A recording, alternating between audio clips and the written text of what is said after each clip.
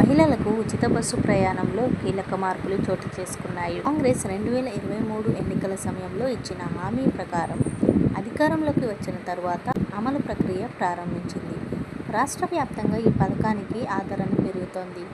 ఇప్పుడు ఏపీలోనూ ఈ పథకం అమలు దిశగా కసరత్తు జరుగుతోంది. ఇదే సమయంలో పథకం అమలును మరింతగా విస్తరించేలా నిర్ణయాలు జరుగుతున్నాయి. అందులో భాగంగా మరో కేటగిరీ బస్సులకు ఈ పథకం అమలు చేస్తూ నిర్ణయం తీసుకున్నారు. రేవంత్ సర్కార్ అమలు చేస్తున్న మహాలక్ష్మి పథకంలో భాగంగా మహిళలకు ఉచిత బస్సు స్కీమ్కు ఆదరణ పెరుగుతోంది. లబ్ధిదారుల సంఖ్య గణనీయంగా ఉంది. ఇప్పటి వరకు ఈ పథకంలో భాగంగా మహిళలకు సిటీ ఆర్డినరీ ఎక్స్ప్రెస్ బస్సులతో పాటు పల్లె వెలుగు ఎక్స్ప్రెస్ బస్సుల్లో అమలు చేస్తున్నారు. ఇప్పుడు మెట్రో ఎలక్ట్రిక్ బస్సుల్లో కూడా ఈ పథకం వర్తించేలా అధికారులు నిర్ణయం తీసుకున్నట్లు తెలుస్తోంది.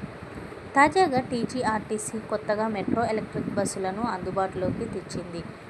మరో 500 బస్సులను అందుబాటులోకి తీసుకురావాలని ప్రభుత్వం ప్రణాళికలను సిద్ధం చేసింది.